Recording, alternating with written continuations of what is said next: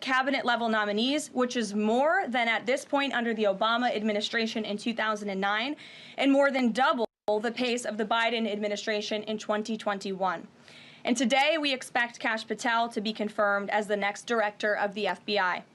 We are proud to announce that the president will host his first official cabinet meeting here at the White House next Wednesday, February 26th. In just 4 weeks, President Trump has already hosted the leaders of Israel, Japan, Jordan, and India. And next Monday, the president will host France's President Emmanuel Macron. And on Thursday, the UK Prime Minister Keir Starmer will visit the White House as well. As you all know, over the past month, the president has taken questions from the press, all of you, nearly every single day, sometimes on multiple different occasions in the same day, on any topic any of you wish to talk about. President Trump set the tone on this approach immediately when he took more than 12 times the questions in his first few hours in office, as Joe Biden did in his entire first week. Yesterday, we hosted a local media row here at the White House with television and radio stations from across the country that reached up to 60 million viewers and listeners. In our ongoing pursuit of transparency on this one-month celebration, I am thrilled to bring 3 of my colleagues and our policy experts here at the White House to further recap this incredible first month of accomplishments in greater detail. We have Deputy Chief of Staff for Policy and Homeland Security Advisor Stephen Miller, the Director of the National Economic Council, Kevin Hassett, and our National Security Advisor, Mike Waltz. I will hand it over to them. They will deliver brief remarks on the accomplishments of this administration in the first month, and then we will open it up to Q&A. When we open up the Q&A portion, I do ask, for the sake of efficiency in this room, that you direct your question to the principal you seek an answer from, and I will call on you in this room. But first, I will let them roll through their remarks, and first up, I'll turn it over to Stephen Miller. Thank you. It's great to be back. And I want to just thank you all for joining today, our one-month celebration of the most historic opening to a presidency in American history. No president comes close to what Donald Trump has achieved over just the last 30 days. He has packed 8 years of transformative action, restoring this nation, restoring our laws, restoring economic opportunity, restoring national security in just 1 month. No one in this country has ever seen anything like it. And when you look at the consequentiality and the significance and the transformative nature of the actions he's taking, it truly defies description. For example, in just one area, this nation has been plagued and crippled by illegal discrimination, diversity, equity, and inclusion policies. It's strangled our economy. It has undermined public safety. It has made every aspect of life more difficult, more painful, and less safe. He has ended all DEI across the federal government. He has terminated all federal workers involved in promulgating these unlawful policies. He has ended diversity, equity, and inclusion in all federal contracting. He has restored merit as the cornerstone of all federal policy, restored the full, fair, impartial enforcement of our federal civil rights laws for the first time in generations. And he has cracked down on individuals across this government and nonprofits who have engaged in illegal racial discrimination against the American people. This includes making clear to every educational institution in this country that ending diversity, equity, and inclusion, ending unlawful race discrimination is a precondition of receiving federal funds. He has also saved women's sports by ending the participation of men in women's sports. He has ended radical gender ideology across the entire federal government, and he's pressured the private sector to also end and combat radical gender ideology. He's reestablished the scientific and biological truth that there are only 2 sexes in this country, male and female, that those are biologically based determinations. They are not based and can never be based on gender identity. That includes rooting out of the Department of Defense all DEI policies, all critical race theory, all gender madness, and once again having a military that is focused solely and exclusively on readiness, preparedness, and lethality. As I'm sure Kevin will talk about more, of course, he has undertaken a historic cost-cutting effort across the federal government, launching the first ever Department of Government Efficiency, uncovering corruption on a scale that we never thought imaginable, terminating every single federal worker that we have found to be engaged in the corruption and theft and the waste of taxpayer dollars, and already saving $50 billion in a single year, which over a 10-year period would be $500 billion. Just think about how vast and enormous that sum is. Of course, as you all know, he has renamed the Gulf of Mexico to its correct and proper name, the Gulf of America. He has renamed Mount Denali into Mount McKinley, part of a historic effort to restore patriotism and national pride all across this land. He has ended the weaponization of the federal government, restored the Department of Justice mission of combating threats to this nation and keeping the American people safe. He has ended all federal censorship of free speech. This has been one of the greatest crises that has plagued this nation. Years and years and years of the federal government violating the First Amendment to take away Americans' right of free speech. President Trump has ended that, and he has demanded that all federal workers, all law enforcement, cease any effort to intimidate the rights of Americans or to police their speech. He has also restored the death penalty at the Department of Justice, including for illegal aliens who commit murder, including for those who murder cops, and including for all of those who threaten Americans with heinous acts of violence. The death penalty is back. Law and order is back. The streets are being made safe once again. On the public health front, he has launched the nation's first ever commission, the MAHA Commission, Make America Healthy Again, following the historic confirmation of RFK Jr., to finally uncover the true root causes of the public health crisis in this country, the childhood disease epidemic in this country, the spiraling rates of pediatric cancer, and devastating childhood sickness. He has finally created a situation where the federal health agencies in this country will be focused on preventing disease, on keeping children from getting sick in the first place, not sending them to a lifetime in and out of hospitals, suffering needlessly, when we can find ways to prevent this epidemic of illness. Then, of course, on Homeland Security. Today, it is officially the law of the land, at the conclusion of the congressional notification process, that 6 Mexican cartels and 2 transnational gangs, Tren de Aragua, or TDA, and MS-13, so 8 organizations in total, are now formally designated as foreign terrorist organizations, which means that every single member of those organizations who operates on U.S. soil is now, as a legal matter, a terrorist, and they will be treated as terrorists.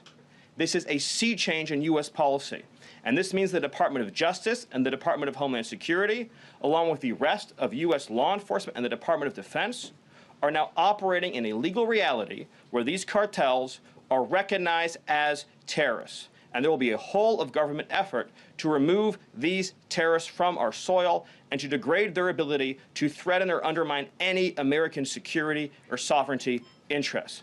Border crossings, since the day he took office, are 95%. I think it's almost impossible to even describe the scale and scope of that achievement. President Trump, within days of taking office, cut border crossings 95%. And those few who have dared to cross are being either prosecuted or deported. They're either facing significant jail time for trafficking, smuggling, harboring, aiding, impeding, or they're being immediately removed from our soil. Either way, at the end of the process, they are going home. He's re-implemented Remain in Mexico, and he has obtained historic cooperation from foreign countries all around the world in accepting their deportees back. And he has used the United States military to fully seal the southern border with a historic deployment of both active duty and National Guard troops, resumed the building of infrastructure. He has opened up Guantanamo Bay, and he's using military aircraft to carry out deportations all across this country.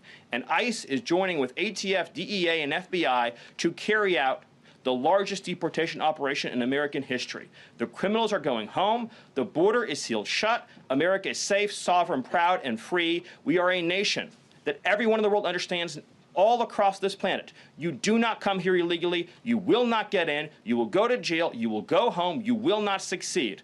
This is the biggest and most successful change in any area of law enforcement that this nation has ever seen, and he did it in under 1 month. Thank you. Yes. Well, thank you, Caroline. Thank you, Stephen. One of the things that President Trump cares most about is job creation, and it was about 7 years ago I had the honor of joining you in this room for the first time, and it looks like we've created a lot more jobs in the last month. Look at how many people are here. My estimate is about 180, but I didn't count. So thank you. It's really an honor to be back here. I think that I just want to go over a few things and then hand it off to Mike. The first thing is that the president has told us to prioritize fighting inflation. And he had to do that because, as you know, President Biden let inflation get complete. And he did it with policies that made no sense. They made no sense. A lot of times people say to us, our friends, the journalists, why are you doing that? But I like to think, why did they do that? Why did they spend so much money? And then why did the Fed print so much money so that we had inflation as high as we've ever seen since Jimmy Carter? So why did they do that? So we're addressing inflation. We didn't have to address it in the first term because it was always in the ones, almost always. But we're going to get it back there. And how are we doing it? Well, we're doing it with a plan that President Trump and I and others have talked about in the Oval that involves like every level of fighting inflation. First, the macroeconomic level. We're cutting spending. We're cutting spending in negotiations with people on the Hill. We're cutting spending with the advice of our IT consultant, Elon Musk. And then we're also looking into supply side things, like restoring Trump's tax cuts, maybe even expensing new factories so that there's an explosion of supply. If you have an explosion of supply and a reduction in government demand, then inflation goes way down. And then one of the things that you want to say is, well, when are you going to see it? Well, the first thing that you'll see when the markets believe that we're going to get inflation under control is that the 10-year Treasury rate goes down, because that's how they think about future expected inflation. And so we're still going to see some memory of Biden's inflation. It's not going to go away in a month. But the 10-year Treasury before the last consumer price index had dropped about 40 basis points. 40 basis points because markets were optimistic about our ability to fight inflation. 40 basis points is kind of not a fun thing to say. Economists talk that way. I apologize. But the way to think about it is, for a typical mortgage, if that affects the mortgage rate, then it's going to save a typical family buying a house about $1,000 a year. And that's just in our first month. Okay. The second thing we've done is we've had a lot of trade talks. In fact, I was just meeting a minister from Mexico with Howard Lutnick just a couple of hours ago. And we're talking about reciprocal trade, and we're also talking about the fentanyl crisis. And so reciprocal trade is about our government treating other governments the way they treat us.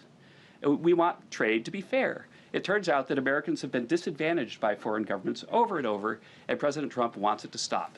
And the fact that struck me as most noticeable when I started to look at what President Trump was asking us to do is that last year we have data, U.S. companies paid $370 billion in taxes to foreign governments. $370 billion. Last year, foreign multinationals paid us $57 billion in taxes. We have 1/4 of world GDP. They have 3/4 of world GDP, and we're paying 370, they're paying 57. This is not reciprocal. We're going to try, or we're going to, fix it. The other thing that we've done is we've had an all-of-the-above energy approach that's led by Doug Burgum and Chris and a really large team, EPA. And we've already made so many actions that are going to affect the price of energy and lower inflation. We've opened up 625 million acres to energy exploration. We've cut 50 years of red tape that makes it so you can't have permits. And we've even made it so that when you go home, if you get a new one, then you can take a shower or flush a toilet or read under a light bulb. We're doing that too. So finally, let's just think about like the facts that we can see right now that we think are awesome. So guess what? Small business optimism has gone up by the most ever since President Trump came in. ISM, which is the measure of what's going on in manufacturing, it's expanding again for the first time in years. CEO confidence is the highest it's been in years. And the reason people are thinking this is that our policies give people cause for optimism. And then I want to reiterate what Stephen Miller said, because it's so important, and it's so important for financial markets to start to digest this, that if, say, the Treasury Secretary or any cabinet secretary with Elon Musk is able to find some savings, say $100 billion, Well, in CBO land, that's actually like about 10 times that, or maybe 12 times that, over a 10-year window. And so when you're thinking about the negotiations right now over reconciliation and thinking about, well, 4 trillion, 5 trillion, well, those numbers in terms of the savings are going to end up being small because of all the waste that we're finding. And so we're incredibly optimistic about the future of inflation and the future of our economy, and we're optimistic because we're making so much progress so far, and we already see it in market prices. And with that, I'll hand it off to Mike. All right. Thanks, Gil. Well, good afternoon.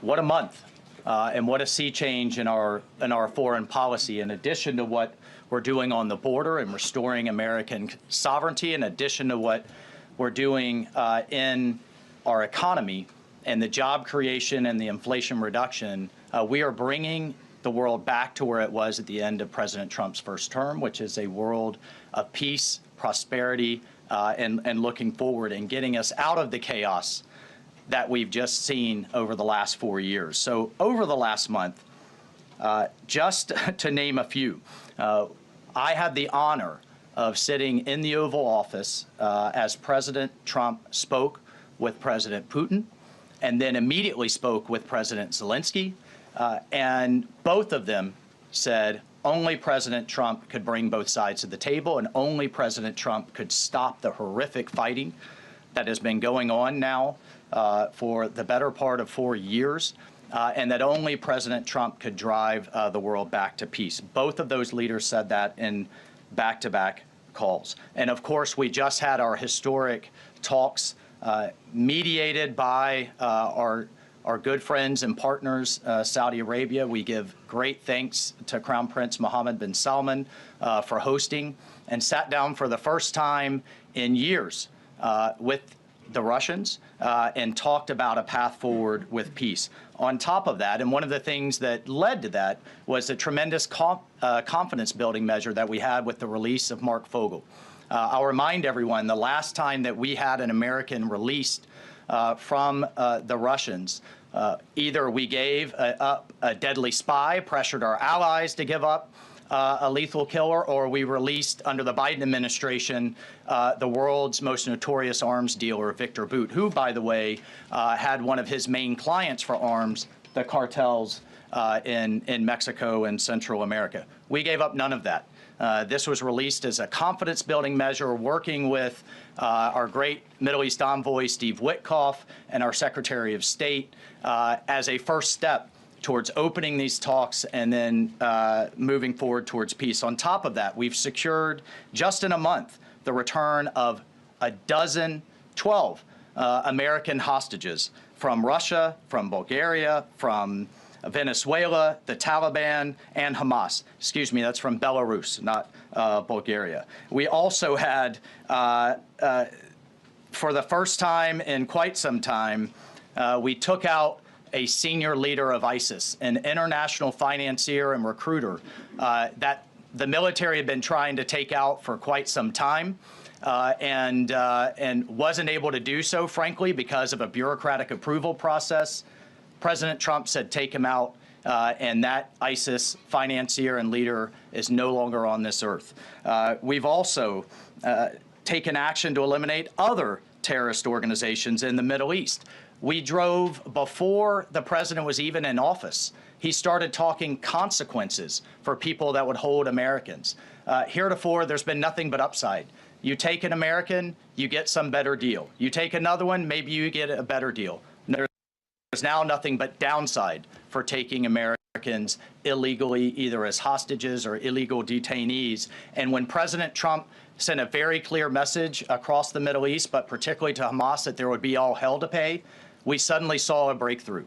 And now we just saw the release of yet another group of hostages. There have been dozens now, including 2 Americans that we've seen once again reunited with their families. As part of the talks with King Abdullah, he offered, and I think the entire world is graciously accepted, to take 2,000 sick children, cancer patients, and others out of Gaza as a humanitarian gesture. 2,000 Gazans will come out of that hellhole that it is, that wasteland that Gaza is right now, with unexploded ordnance, with debris everywhere, with no sewage, with no water. And President Trump has put forward a plan to deal with the practical reality that is 1.8 million Gazans now truly suffering.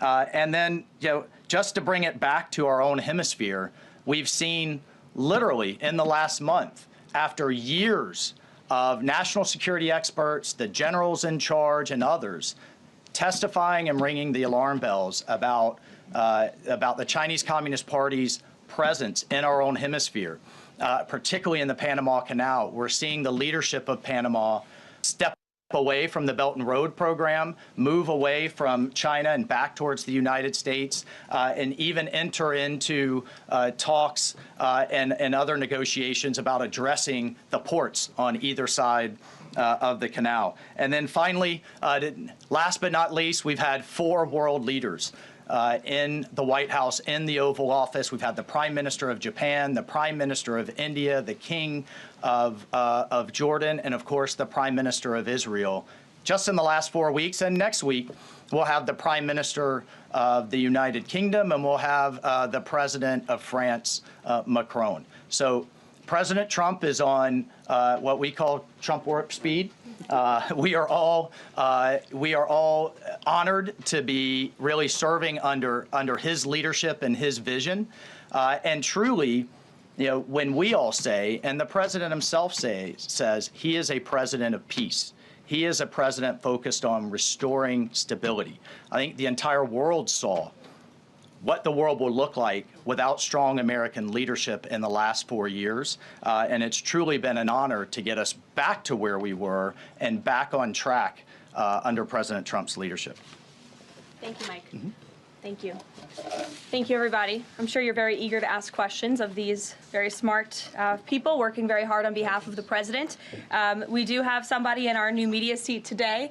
We have John Stoll, who is the head of news at X. As you all know, you're all on X. It's home to hundreds of millions of users, a large contingent of independent journalists and news organizations across geographies and political spectrums. And at the same time, X remains the go-to platform for many legacy news outlets. And I know, as I mentioned, many of the reporters in this room use X to attract eyeballs to your work.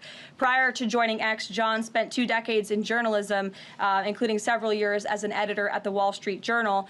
We are excited to have him in the briefing room today. John, we'll let you kick it off. And as I said at the top, please direct your question to the individual up here who you'd like an answer from. John, why don't you begin? All right, thank you very much. I am sitting in for a thriving ecosystem of journalists, independent and emerging news organizations who do depend on X for publicity, for a business model. And so I look forward to seeing many of them in this seat in months and years to come. I also thank you, Caroline, for opening this seat up to new media. It really is a testament not only to your open-mindedness, but also to innovation, that you'd actually think about, folks that are not traditionally credentialed to be in this room, and not only have a question, but also to witness. This is a very important intersection of power and the free press. And so just the ability to witness this and be part of it brings everybody's game up. So thank you for that. I think this is for Mike Waltz. My question is about Ukraine. Sure. For about more than 10 years, I've been fascinated, like many, with what's going on.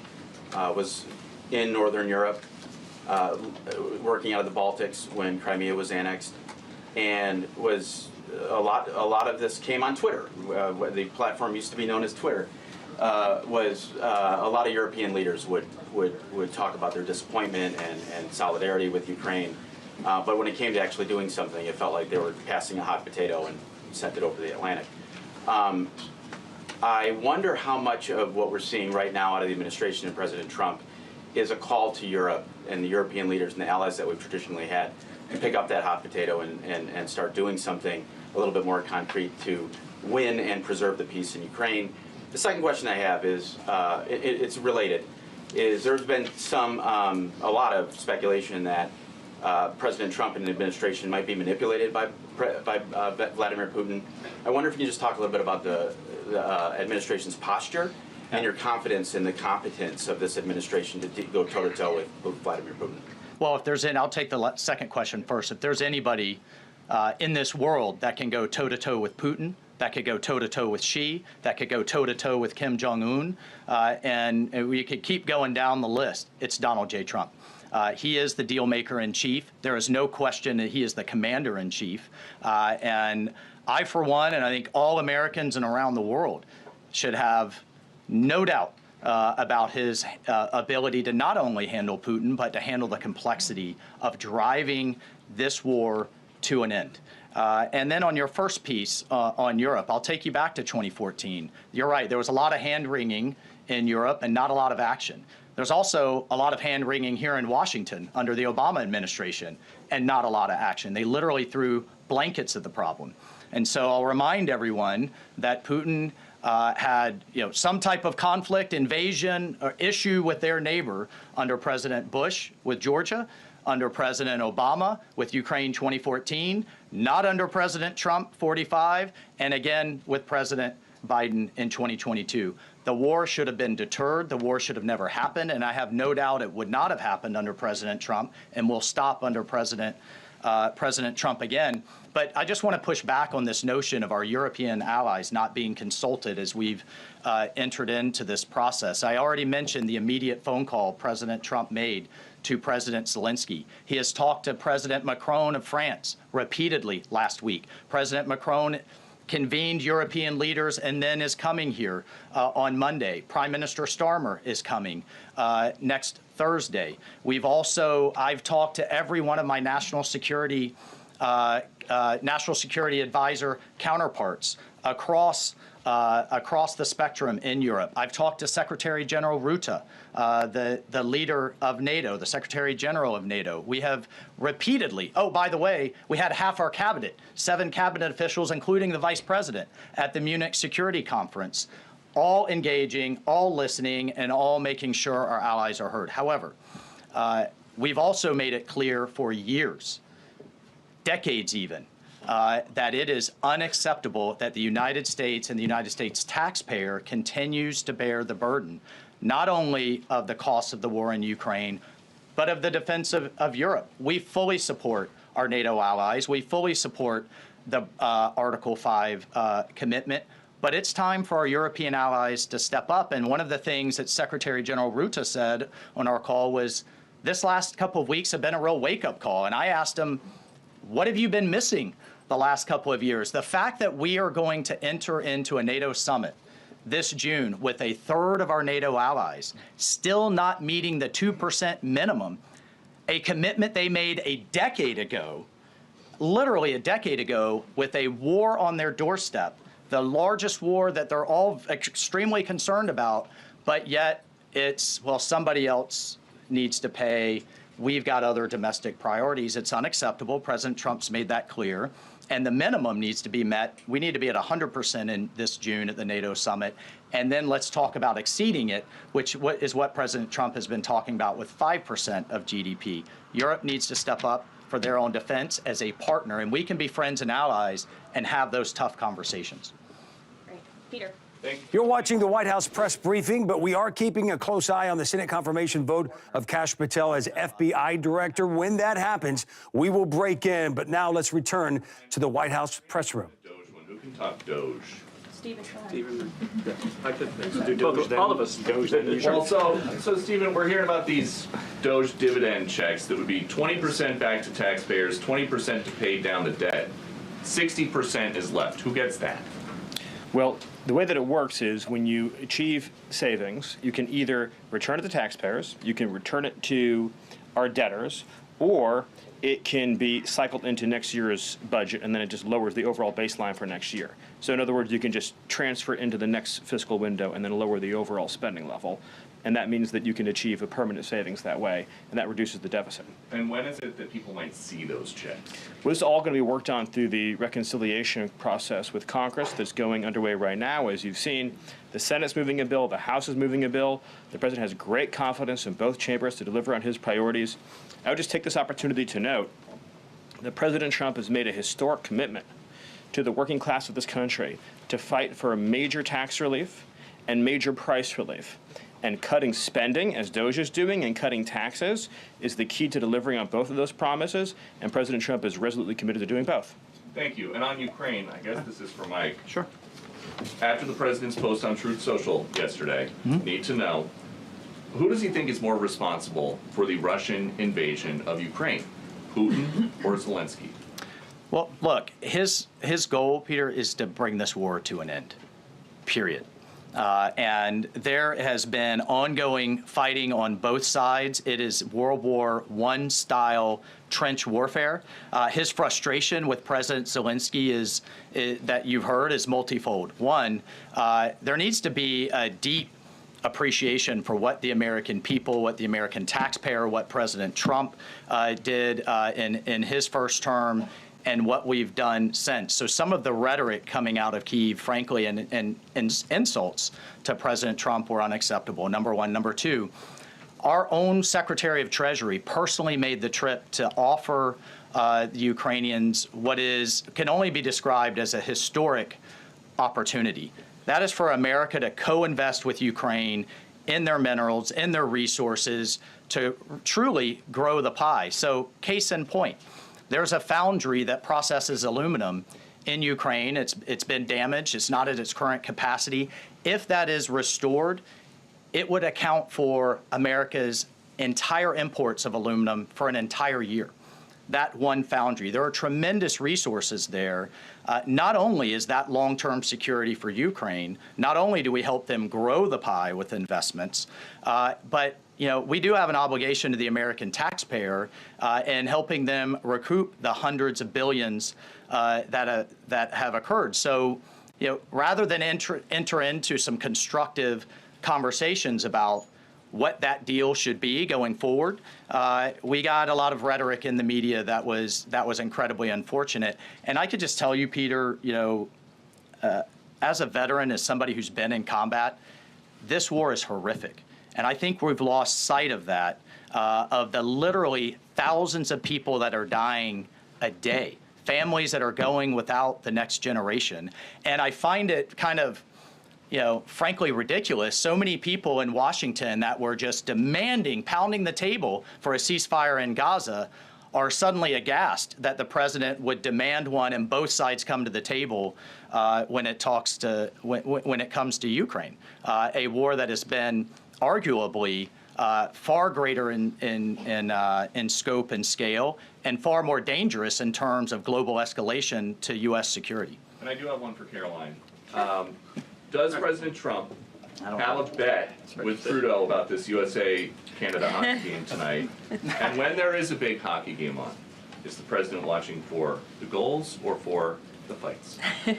Probably both. I think he's watching for the United States to win tonight. I know he talked to the USA hockey team this morning. He talked to the players after their morning practice around 10 o'clock. And I also spoke to some folks from that team after. They were jubilant over President Trump's comments to the team. I believe they're going to put out a video of that call. So he looks forward to watching the game tonight, and we look forward to the United States beating our soon-to-be 51st state, Canada. Bloomberg, go ahead. My question is for Mike Waltz. Can you give us a readout of Kellogg's meeting with Zelensky that just wrapped up? And in particular, Zelensky publicly rejected this deal about the rare earth minerals. Where does that stand? Well, we're going to continue to have, he needs to come back to the table, and we're going to continue to have discussions about where that deal is going. Again, we have an obligation to the taxpayer. I think this is an opportunity. The president thinks this is an opportunity for Ukraine going forward. There can be, in my view, nothing better for Ukraine's future and for their security than to have the United States invested in their prosperity long term.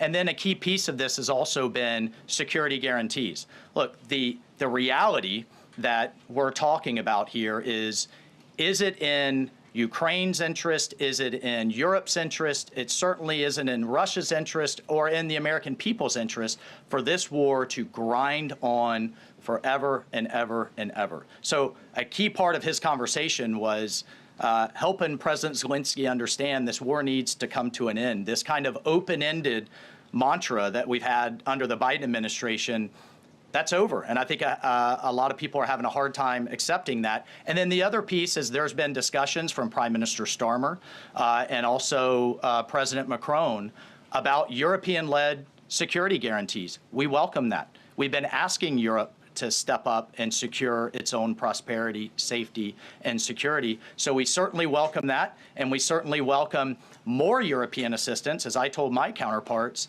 come to the table with more if you want a bigger seat at the table. And we've been asking for that for quite some time. And has Russia pushed for sanctions in your talks with them? And have you consulted with international partners and allies about potentially rolling back sanctions in these negotiations to end the war? The talks with our Russian counterparts, both with my counterpart, the National Security Advisor, Secretary Rubio's counterpart, the Foreign Minister Lavrov, it really was quite broad, focused on what is the goals for our broader relationship. But very clear that the fighting has to stop to get to any of those brighter goals. And as a first step, we're just going to do some common sense things like restore the ability of both of our embassies to function. And again, this is common sense in foreign policy world. They call it shuttle diplomacy. We have to talk to both sides in order to get to both sides to the table. And both sides have said only President Trump could do that. Deanna. Thank you. And my question is for Mike Waltz. All right. Sorry. The president has called Zelensky a dictator. Does he view Putin as a dictator? And does he want Zelensky out of power? I know he's called for elections. And then thirdly, the head of the Defense Committee in Ukraine's parliament just has claimed that the U.S. has stopped selling weapons to Ukraine. Is that true? Well, most of our weapons that have gone to Ukraine have been part of a drawdown authority where we've literally taken them out of our stocks and then eventually through appropriations started buying them again to refill our stocks. I'll just state that there has been a lag in a lot of that process. So many of our stocks, as we look at our operations around the world, are becoming more depleted. That's one of the reasons many people have had a lot of concern about when does this end? How much is it going to take? How many lives will be lost? How much will we spend? As a member of Congress, we repeatedly asked the Biden administration those questions, and we never got a satisfactory answer. Look, President Trump is obviously very frustrated right now with President Zelensky. The fact that that he hasn't come to the table, that he hasn't been willing to take this opportunity that we have offered. I think he eventually will get to that point, and I hope so very quickly. But President Trump, as we made clear to our Russian counterparts, and I want to make clear today, he's focused on stopping the fighting and moving forward. And we could argue all day long about what's happened in the past. Reagan. Yeah, what about I have a question for Stephen. Excuse me, I just called on Reagan. Reagan, go ahead. I have a question for Stephen and a question for Mike. Sure. Stephen, I can start with you. There have been reports that Trump is unhappy with the rate of deportations and he wants them to be higher. Is the president happy with the rate of deportations, and are there any plans to speed up the process? Well, first of all, we all appreciate the encouragement from the media to deport as many illegal aliens as humanly possible. So thank you, and I will promise you that the full might of the Department of Homeland Security, the Department of Justice, the Department of Defense, and every element and instrument of national power will be used to remove, with speed, all criminal illegals from the soil of the United States of America, to enforce final removal orders, and to ensure that this country is for American citizens and those who legally belong in this country. We inherited an ICE that was completely shuttered.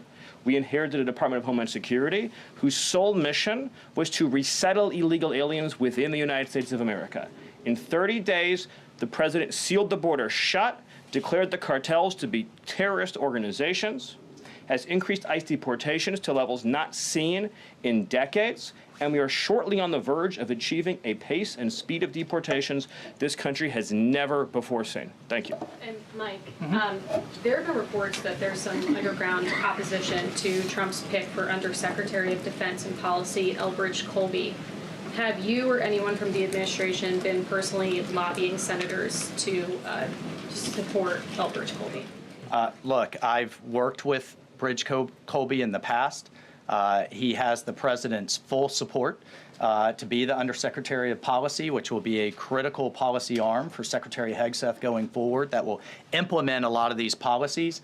And really, that's been to the extent of it. I think there's been a lot of kind of, breathless, I don't know, back and forth in the press, but we're full speed ahead to get the president's team in place so we can implement his America First policy. Thank you. Mike has spoken pretty extensively. Does anybody have questions for Stephen or for Mr. Hassett? Nobody wants to talk about the economy? Sure. IRS? Okay, go ahead. This would be for either one of you. So we reported, several other outlets have reported that about 3,500 people are due to be lose their jobs at the IRS by the end of the week. If the goal of these spending cuts across the federal government has been to reduce the debt, why impose some of the deepest cuts we've seen so far at the agency responsible for raising revenue for the federal government? Well, I think our objective is to make sure that the employees that we pay are being productive and effective. And there are many, many, more than 100,000 people working to collect taxes, and not all of them are fully occupied. And the Treasury Secretary is studying the matter and feels like 3,500 is a small number, and probably can get bigger, especially as we improve the IT at the IRS. And so I think that it's absolutely something that is on the table for good reasons. And the point is that don't just talk about the IRS, talk about all of government. That there are so many places, I live in DC, you maybe live in DC, where nobody's going to the buildings. People aren't commuting because nobody's doing their job. We look back and we see that there are all these people doing 2 jobs while they're getting a government payroll on the payroll. So the point is we're fixing that, and the IRS is a small part of that picture. So you're saying that everybody who's being let go was doing a bad job? I'm saying that we're studying every agency and deciding who to let go and why. And we're doing so very rationally with a lot of support from analysis. Because we're being told by a lot of people who have been let go at other agencies that they were told they were being dismissed because of poor performance, when in some cases they haven't even had a performance review yet because they've only been on the job a couple of months. Yeah, I've never seen a person who was laid off for poor performance say that they were performing poorly. Okay. Carolyn? Good point. Sure, Caitlin. I have a question. I'll start with you, Kevin Hassett. Thank you for being here. And then I've got a question for Mr. Waltz. On these potential checks that you might send out from DOJ, is there a concern as you're thinking through this that they could be inflationary? Oh, absolutely not, because imagine if we don't spend government money and we give it back to people, then if they spend it all, then you're even. But they're probably going to save a lot of it, in which case you're reducing inflation. Okay, so and also, when the government spends a lot, that's what creates inflation. We learned that from Joe Biden. And so if we reduce government spending, then that's, reduces inflation. And if you give people money, then they're going to save a bunch of it. And when they save it, then that also reduces demand and reduces inflation. Okay, so you're not worried about it. And no, Mr. I'm not. Waltz, to follow up on Peter's question, you wrote in an op-ed in the fall of 2023 that, quote, Putin is to blame, certainly like Al-Qaeda was to blame for 9/11. Do you still feel that way now, or do you share the president's assessment as he says Ukraine is to blame for the start of this war? Well, it shouldn't surprise you that I share the president's assessment on all kinds of issues. What I wrote as a member of Congress was as a former member of Congress. Look, what I share the president's assessment on is that the war has to end. And what comes with that? What comes with that should be, at some point, elections. What comes with that should be peace. What comes with that is prosperity that we've just offered in this natural resources and economic partnership arrangement, an end to the killing, and European security and security for the world. The president's not only determined to do that in Europe, he's determined to do it in the Middle East. And just a few months ago, we had an administration that had tried for 15 months. Week after week, sitting with you here and couldn't get us to a ceasefire, couldn't get our hostages out. Now we're at that point. We're back to maximum pressure on Iran, and we have just begun, and we will drive towards a ceasefire and all of those other steps. I'm not going to pre-negotiate or get ahead of the sequencing of all of that. It's a very delicate situation. But this is a president of peace, and who here would argue against peace? Okay, so you do share that assessment. And can I follow up? In 2017, go ahead, then Jordan. President Trump. Go ahead, Can I just Jordan. follow up really You just quick? had 2 questions, Caitlin. Meg, Jordan, can I go ahead. Mr. I have an Hassett. important follow-up. Jordan, from go my ahead.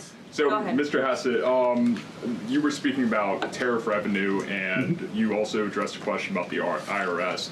President Trump has spoken about replacing income tax with tariff revenue, especially with all this waste, fraud, and abuse that we're seeing cut. Is that a possibility?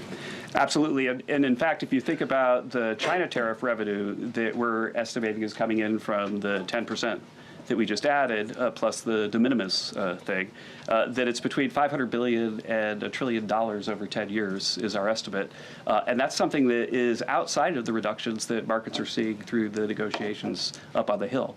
And so we expect that the tariff revenue is actually going to make it much easier for Republicans to pass a bill, and that was the president's plan all along. And then I have a question for Stephen Miller about DOGE. So you spoke about DOGE. You said roughly $50 billion is set to be cut in a year of waste, fraud, and abuse by unelected bureaucrats. We're hearing this ironic narrative from the president's critics and the left-wing media that Elon Musk is an unelected bureaucrat and he's doing all this terrible stuff. Isn't one of DOGE's objectives to get rid of the federal bureaucracy, the deep state, and also who was running the White House when Joe Biden was in office? Because I don't know a single person who believes it was Joe Biden. Yes, you're tempting me to say some very harsh things about some of our media friends. Yes, it is true that many of the people in this room for 4 years failed to cover the fact that Joe Biden was mentally incompetent and was not running the country. It is also true that many people in this room who have used this talking point that Elon is not elected fail to understand how government works. So I'm glad for the opportunity for a brief civics lesson. A president is elected by the whole American people. He's the only official in the entire government that is elected by the entire nation, right? Judges are appointed, members of Congress are elected at the district or state level, which is one man. And the Constitution, Article 2, has a clause known as the vesting clause, and it says the executive power shall be vested in a president, singular. The whole will of democracy is imbued into the elected president. That president then appoints staff to then impose that democratic will onto the government. The threat to democracy, indeed the existential threat to democracy, is the unelected bureaucracy of lifetime tenured civil servants who believe they answer to no one, who believe they can do whatever they want without consequence, who believe they can set their own agenda no matter what Americans vote for. So Americans vote for radical FBI reform, and FBI agents say they don't want to change. Or Americans vote for radical reform on our energy policies, but EPA bureaucrats say they don't want to change. Or Americans vote to end DEI, racist DEI policies, and lawyers at the Department of Justice say they don't want to change.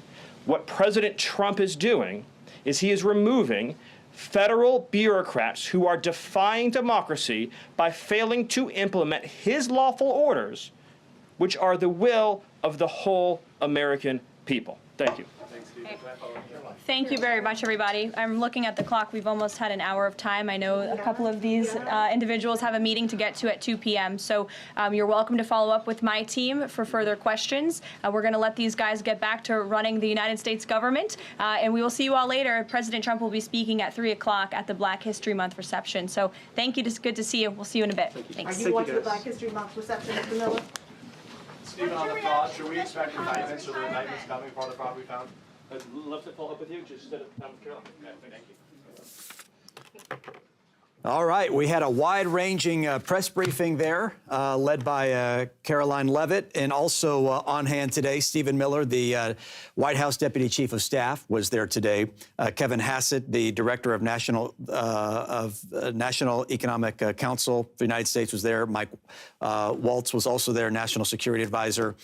Covered a lot of things from DOGE, and we ended there with more about what power Elon Musk may or may not have right now in the federal government as a someone who Trump has handpicked to look into questionable government spending. But also, we've been monitoring in the double box, and let's see if we can take our viewers there live now. Kash Patel. Right now, they are doing a roll call vote ahead of, looks like we're about 14 minutes away from the start of the official vote to see if Kash Patel will in fact be the next director of the FBI. We expect this to be another one of those votes that comes right down to party lines. So we are here to kind of guide you through that. Sometimes this procedural work that happens behind the scenes isn't really fun to watch. It's certainly interesting to watch. This is how everything works in the government. But we're going to be with you every step of the way as this vote gets underway. In fact, to help us give us more context here, let's bring in Stuart Kaplan. He is a former FBI agent. Stuart, thank you for being with us on this important day. Another cabinet nominee from President Trump is about to be potentially voted in. In this case, Kash Patel for the director of the FBI. Your thoughts, sir, on the idea of Kash Patel being the nominee? This nominee, this appointment is so greatly necessary because, in fact, yesterday I had the pleasure of being with some FBI agents. And there is a very unsettling feeling that is percolating amongst the rank and file. Those are the men and women that actually are on the street doing the heavy lifting. And there's a lot of insecurity, a lot of uncertainty where they're concerned about what their future may or may not look like. And so we need to get through this confirmation process. We need to get Kash Patel in place. And then we need to hopefully figure out how he's going to reorganize this agency to renew the confidence that once was beyond reproach, and also to reinsure the rank and file that they can settle down and rest assured that they have job security and not to feel that they're waiting to get their pink slips. And I think that uncertainty is interfering with the operational ability to be effective. And I think it's a distraction. And so that's why there's an urgency that we need to get this thing done today. Stuart, we do appreciate your thoughts on this. Let me play devil's advocate, if I may, for a second, because, you know, I find it extremely interesting because you use the words greatly necessary, unsettling feelings among the rank and file, which is exactly what we're hearing from the left when it comes to this appointment. Right? Don't you? Do you see that? Do you hear that? Why are we hearing, for example, from let's see here. This is from Susan Collins, Republican, who is expected to vote no on this appointment. She says, quoting now, "Mr. Patel has made numerous politically charged statements in his book and elsewhere, discrediting the work of the FBI, the very institution that he has been nominated to lead." Where's the disconnect? So look, if you ask me my personal opinion, I think that Kash Patel, with respect to having the ability to clean house at the highest level of the FBI, and I'm pinpointing those individuals that have eroded the trust and the confidence and has weaponized the FBI at the Hoover Building in Washington, D.C., in particular at headquarters. Now, with that being said, there's an undercurrent where the men and women who are on the street in the field offices, the 56 field offices that are scattered throughout the United States, it's really unfair that these people are feeling insecure and having some apprehension as to whether or not they're going to have a job after he is sworn in. And so with that being said, I think that there needs to be an overhauling of the FBI. I think it needs to be done at the highest level at headquarters. I think to some extent there's been an erosion of those men and women who may be in some management positions scattered throughout these field offices. But I can tell you that I have full faith and confidence in the men and women who are the field agents, that their integrity, their credibility has in fact remained beyond reproach. Mm-hmm. However, there has been some weaponization, some political, political manifest undercurrent that unfortunately has caused a trajectory that I feel went off course. I think it can be put back on course, but I think you need a man like Kash Patel who can come in and do it very effectively and very quickly. Why did you decide to become an FBI agent? What was it? It was the challenge, it was the mystique. And I tell this story all the time. When you walk into Quantico, into the FBI Academy, it is an awesome institution to see the history and understand the sacrifices that have been before you, of the men and women who have come before you, and really what the overall mission of the FBI is. I will tell your viewers this, that much of what the FBI does will never be known. And what the FBI does most effectively should be unknown to most people, because quite frankly, if the American people understood what the real mission of the FBI is, to protect our national security and to keep us safe and sound, it may keep us up at night and we would never get to bed. And it's those sacrifices and those commitments that drew me to the FBI. And then once I was sworn in, and at the time I was sworn in, it was then Director Louis Freeh. It was just an awesome undertaking. It was the greatest accomplishment in my life. I have no regrets. Some of my greatest colleagues, and I'll be frank with you, my closest friend to this day, Paula Bate, just retired as the deputy director. The former assistant director is someone that I shared a podcast with. He was my roommate at Quantico, Chris Pihota. I mean, I have been in foxholes with the best of the best. And I can tell you that the American public should never lose sight of really what that commitment, what that sacrifice is to the men and women who are sworn in as FBI agents. And I don't just speak here domestically. There are FBI agents that are scattered throughout the world, and quite frankly, in places that you and I would not want to be in right now. And that is the type of sacrifice and the type of commitment that we should always remember and keep front and center. Now, with that being said, in my opinion, given the past administration, there was an erosion of what the FBI should have been or should look like. And that erosion, whether a perception or a reality, needs to get back on course so that we never question the confidence and the integrity and the trustworthiness of the men and women who make up the FBI. Yeah, and just so you know, the voting has started for the nomination of Kash Patel. But let's hone in on that more, Stuart. And number one, thank you for what you and the other men and women of the FBI have done, continue to do. And, you know, when I think about what it must have been like that first time that you walked into Quantico and the you know, your eyes were probably as big as saucers and you're like, oh my gosh, this is really it.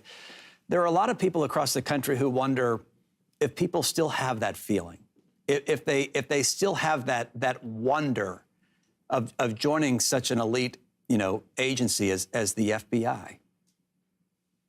And to your point, I think that with any big bureaucratic agency, when you lose confidence in your, if you're wondering whether or not the management, the supervisors, the executive staff really has your best interest, or whether or not they're looking at the law and how we administer justice as the lady of justice, the scales of justice, she has a blindfold over her eyes, and that is because we should not look with any bias or any favor towards one side or the other. I cannot recall in my career ever thinking that any decision was made because it was politically motivated. But unfortunately, that is not what it has been in the last couple of years. And so I say to you, I think the men and women who have signed up to work at the FBI, they're the best of the best. In fact, one thing I think is steadfast. If you look at the caliber of the applicants with respect to their work experience, their educational experience, their life experience, they really are a personality. They are the top of the top. We recruit a lot of military people, a lot of former law enforcement people, but when you look at it, they are the cream of the crop. Now, with that being said, I think when we have looked across the board at our bureaucracy in the last couple of years, there's been an erosion of the way or how we go about recruiting certain individuals. And I think we have lowered our standards and have been less merit-based than, for whatever reason, we may hire someone for other reasons. And that holds true for the FBI. And I will, and forgive me, Paul Abate, because him and I have had many conversations with respect to what I felt the hiring standards, the lowering of expectations of the physical requirements, perhaps the drug usage, meaning prior drug use within a certain period of time. Those standards have been, in fact, lowered to make it more appealable or having the ability to hire different individuals that in my heyday, you would have been immediately disqualified. I do have a problem with that. I think that the FBI standards should be at the highest level. I think that someone who is in their teenage years, when they make a decision that they are on that career path and they have that lifelong dream that at one point in their life, they want to apply to the FBI and go through the 17 weeks of Quantico and become sworn in, you make a personal commitment to yourself that you're not going to get arrested. You're not going to engage in recreational drug use. You're going to refrain from smoking marijuana. All of these things that now are very commonplace to be forgivable and to lower the standards, I'm not on board with that. And I think most of the men and women that I came through the rank and file with are in agreement with me. And so I would like to see now in 2025, with the immersion of a new direction of the FBI, a renewed spirit, that we go back to the old standards of not lowering our expectations, but actually elevating our expectations of what or who this applicant should look like when we go about hiring this individual. Well, I would hope that our viewers, if they hear you say, hey, not get arrested and don't smoke marijuana, if that's the bar, then we're in trouble. Right? I mean, there has been a lowering of the standard across the board. And I'm not just talking for the FBI, across the board with respect to the federal government. And I have a problem with that. And like I said, I want the fittest, the most committed. I want someone who has achieved academic excellence, who has stayed out of trouble, who hasn't been arrested for a DUI or an open container, or has done something on social media, who has engaged in recreational marijuana use. But in this day and age, those things seem to be the norm, and so we discount them, we ignore them, we dismiss them. I'm not on board with that, and I think most of the people that came up through the FBI would agree with me. Yeah, no, I hear you. And again, we're continuing to watch the vote. So far, we have 38 yay, 30 nays. We're going to keep a close eye on that. Again, we expect this to be right down party lines, minus Susan Collins, Republican, moderate Republican from Maine. I got two more things for you, Stuart. Number one, and these are things that you just brought up. You said people have been hired for other reasons. You don't have to be around the bush here on Dr. Phil's Married TV. We just want to speak truth, and we want people to take from that whatever they want and make their own decisions for what they think is best for their families. When you say hired for other reasons, what do you mean, sir? I think there was an implementation of DEI. I think there has been an effort to cater to the wokeness that in the last several years has seemed to be at the forefront. And again, I want, as I hope and pray when I get on an airplane, that the person who is the captain of an aircraft is the most qualified, not because of some other reason, whether it's his sexual orientation or because of the color of his skin or the religious belief. I don't care what that individual looks like. I want to make sure that it's strictly merit-based. And so when I'm sitting in a seat in an airplane, that I have the full faith and confidence that the person who's piloting the plane is the most qualified. And to that point, unfortunately, the FBI played into that DEI, that wokeness, and it caused a diminished I guess we diminished and lowered those standards because a lot of those individuals could not, for example, meet under normal circumstances, the physical requirements, the academic requirements, the psychological requirements, the background requirements. And I had fought tooth and nail. I had resisted that. I had fought over that. And I said, we are lowering our standards at the risk to become not effective operationally. And so if we have individuals that are not the most qualified, as by way of example, when I go through a door on an execution of an arrest warrant or a search warrant, I want to make sure that there's no one who's going to hesitate at that threshold and that we're all aligned together, that we're going to bust through this door and no one is going to hold up that stacked team going through that door. Well, unfortunately, and again, I don't think I speak for myself. This is not being on my soapbox. This is the reality. This is the undercurrent. This is what is percolating. And when I say what is percolating, certainly amongst the people that have retired, and certainly when you look at the agents who have had 15, 20 years already invested in this agency, they're looking forward to cashing out, checking out, retiring, because they don't have the same confidence that they once had with the younger people that are coming into the agency because of this wokeness, this DEI agenda. And I think we need to reset that. There is no place in the FBI for this. Right. And if we can get it back to where it was, it will become, once again, the premier law enforcement agency, not only here in the United States, but across the world. Everybody across the world always looked up to the FBI. Yeah. And unfortunately, I don't think that necessarily today is the situation that plays out. Stuart, the reality is any agency, any business, any whatever is only as strong as its weakest link. And with the FBI especially, I think people have the expectation that that weakest link is still far superior than most people, right?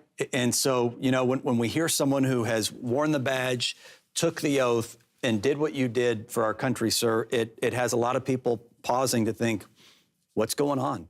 What's going on?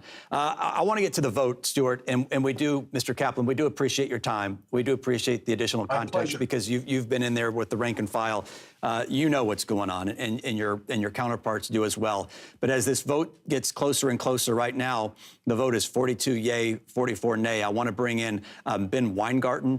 He's senior contributor at The Federalist, as well as Dan Turrentine. He's a Democratic strategist and co-host of The Morning Meeting on Two-Way TV. Ben, let's start with you. You were listening to what Stuart had to say, hopefully. What are your thoughts? And right now, Kash Patel is 2 votes down.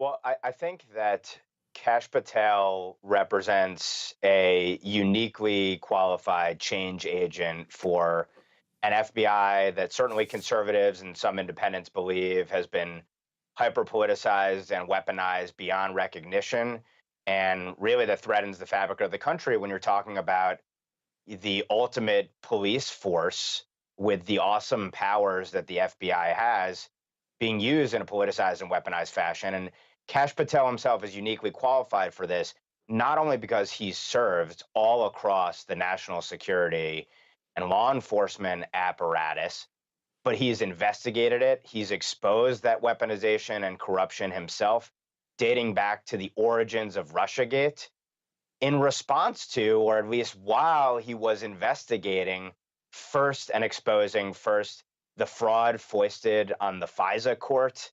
And this was, of course, the effort to spy on Carter Page, a then Trump foreign policy advisor, as a window into all things Trump-Russia. The DOJ was actually subpoenaing his communications dating back to 2016. So his own communications were being surveilled by the Justice Department while he was investigating the Justice Department's own malfeasance. And this is someone who has worked to expose and declassify many documents around Russiagate, and himself has gone out there and put his neck out there for whistleblowers and others, and basically said that you can't have a police force weaponized against the American people. And so for someone to have worked in the belly of the beasts of many parts of the deep state, to have investigated and exposed its misconduct, and then to have been targeted by it himself. All of those things represent great merits to the case for Kash Patel, and it's in large part why I believe he'll be confirmed probably within the next few minutes. So we're looking at the vote, Ben. He can afford it's to lose 3 Republicans, right? And do you think he'll lose that many? I don't. I know that Collins and Murkowski appear to be nays. Notably, Mitch McConnell was a yay, and I fully expect him to be confirmed.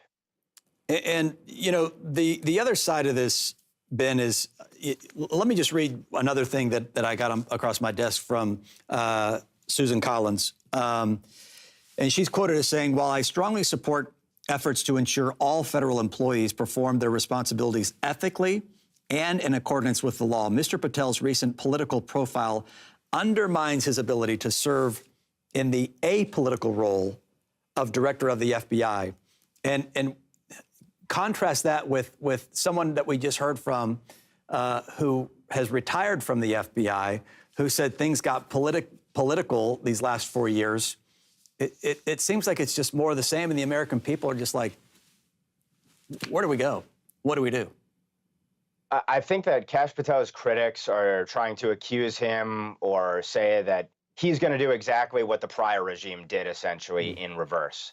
And I think that that flies in the face of the record in terms of what he testified to, his public statements and beyond about the imperative to depoliticize and de-weaponize the FBI, and to go about doing the American people's business, which is stopping bad guys from hurting us, foreign and domestic, while protecting our liberties and defending the Constitution. And so, you know, there's this notion that there's retribution or reprisal or revenge that's going to take place.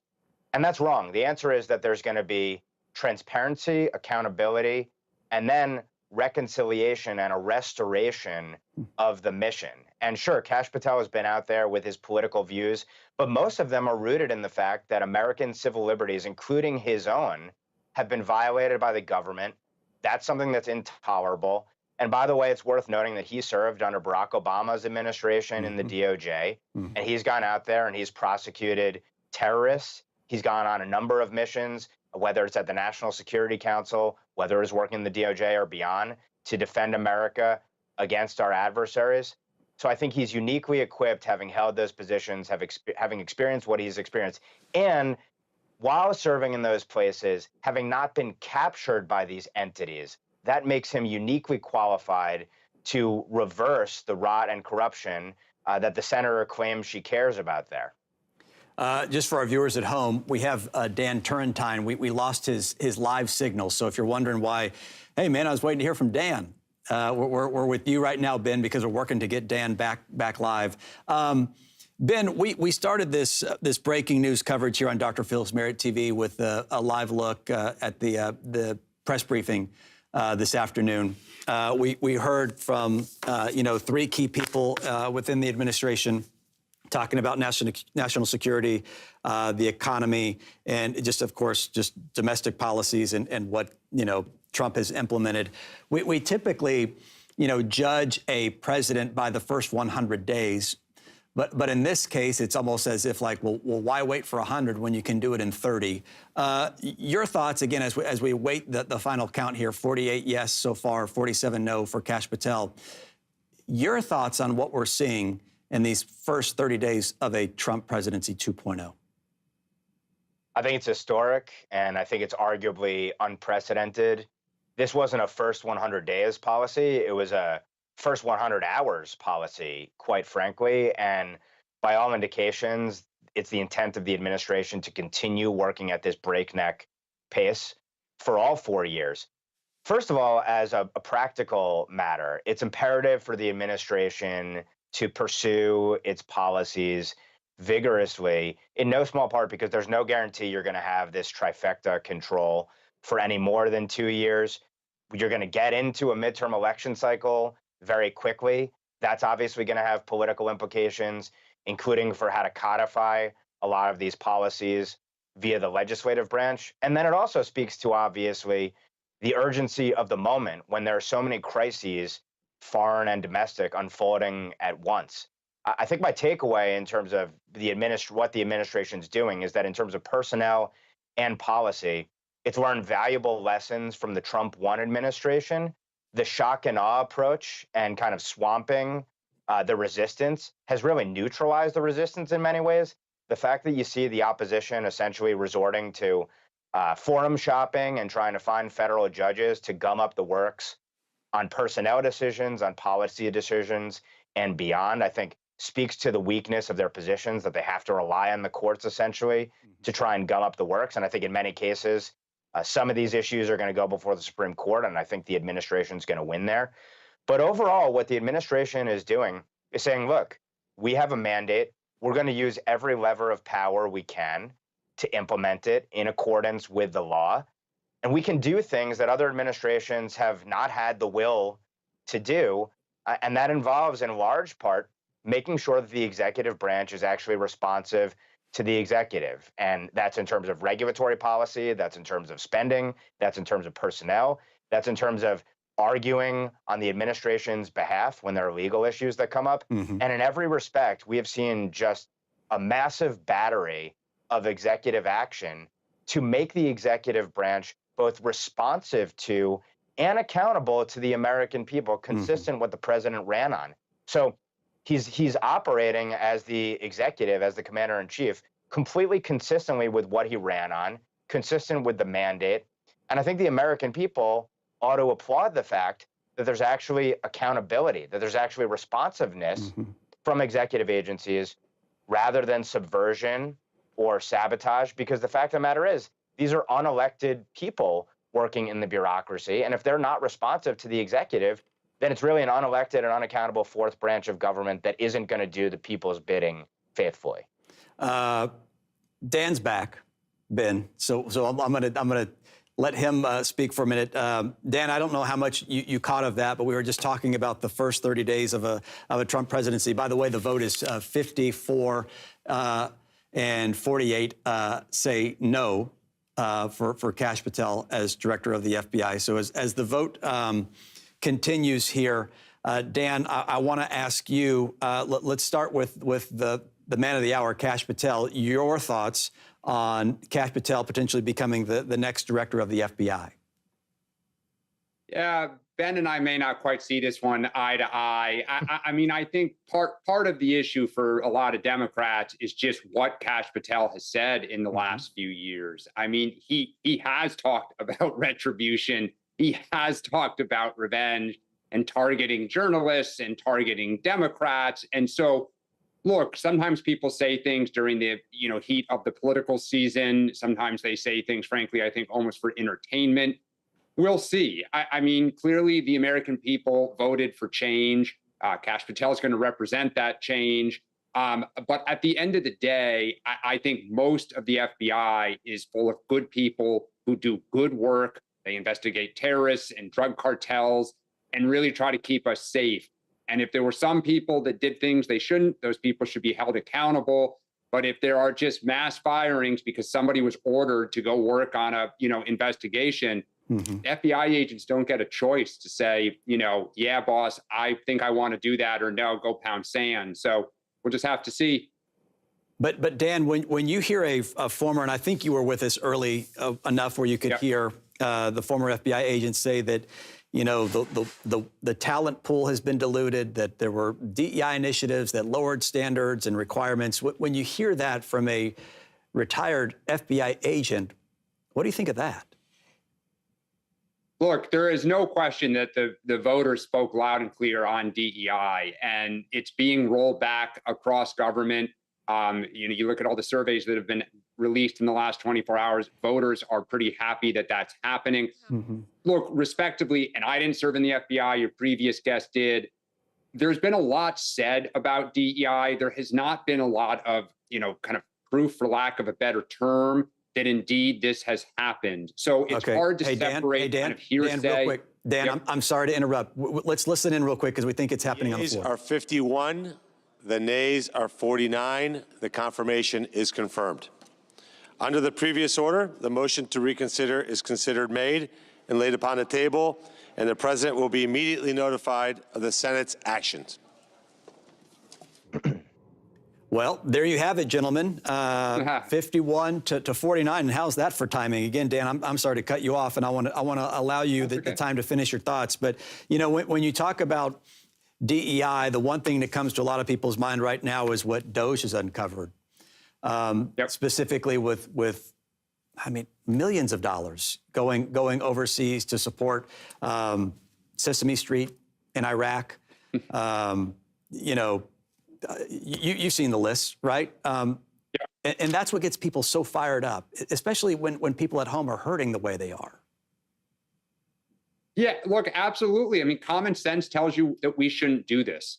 And I think, you know, one area Democrats have gotten in trouble is they've been so focused on who's doing it, Elon Musk, and how, kind of the process. Like they're almost calling football. It's like, well, you didn't issue the 30-day warning. And what we're really not focused on is what he's finding. And I think, look, Bill Clinton and Al Gore tried something similar almost 30 years ago. Where common sense tells you this spending is ridiculous, Democrats ought to say so. I think because we object to everything and everyone, when there is what I would call legitimate questions of like, hey, maybe that spending is appropriate, the public just doesn't really hear us, because we're so objectionable to everything. But the flip side to this is these polls that have been released in the last 24 hours, CNN, Washington Post, you know, Reuters, Gallup, they're showing the public isn't enamored with Elon Musk. And that's something that's going to be worth watching. I think it's one of the reasons Musk is appearing with Trump more and more. Musk this morning tweeted, not all federal employees are bad, some are really good. It's a tonal change that I think the White House sees the same data, and it'll be interesting to see kind of where this goes. You know, as a Democratic strategist, why not say, hey, we'll work with you? Because whether you're on the right or the left, you would think that, you know, finding this waste, questionable spending, some people call it fraud, you know, surely Democrats and Republicans agree on the fact that if that's the case, we need to figure that out. And why not work with the other side to cut the waste? You know, you're right. You hit the nail on the head when you say, you know, well, Democrats are just coming forward and saying, we're not with you. Nope, we're against it. And you're exactly right with the who and the how and the what versus the why. But nothing's changing. I totally agree with you that Democrats should have come forward, and some of them did in Congress when this was kind of being put together during the transition. I think some of it is kind of how Musk came out of the gate, just, you know, and look, one could argue he had to move fast. Mm-hmm. He had to kind of break things, so to speak, the Silicon Valley jargon, to ultimately really enact change. But I agree with you. I mean, I think Democrats should have met the moment a little bit and as I say, used common sense, because I think then when you do find objectionable stuff, the public would have heard us more. And I think going forward, Democrats ought to propose things that, you know, should be reformed. And so hopefully they do. But unfortunately, the kind of derangement syndrome of anything Trump does, or now Musk, you know, we can't give an inch or they'll take a mile. Hopefully the party moves past that. Yeah, Ben, let's turn to you as we wrap up our live coverage here real quick. You know, some people, Ben, will say, you know, exactly what Dan's hitting on. It's like, you know, you've seen the memes of the house on fire, and it's like the guy's drinking his coffee, he's like, oh, everything's fine. It almost feels for a lot of American people when they see kind of Doge doing its thing and they get into the who, Elon Musk, the how he's doing it so quickly, he's not an elected official, versus the what he's finding and why it's important, right? And so my question to you, Ben, is how do you get everyone to work together? Is that even possible in February of 2025? Well, I think the answer that you would get from the Trump administration is we're willing to work with anyone and everyone who wants to put the interests of the American people first, and look no further than the likes of longtime, in some cases, former Democrats in very good standing who have been incorporated into the administration. And there is some philosophical and ideological overlap in the way of, I think, the MAGA movement, the nationalist populist movement, is very much against concentrated power, whether in the government or in the private sector. It's anti-establishment, and it's for breaking from a blob on the foreign policy side or on the domestic side, a kind of a uniparty ruling class that conservatives and nationalists, populists, and independents believe has undermined the interests of the American people and used it to enrich and empower themselves. So if you agree with that overarching sort of worldview, then we want to work with you.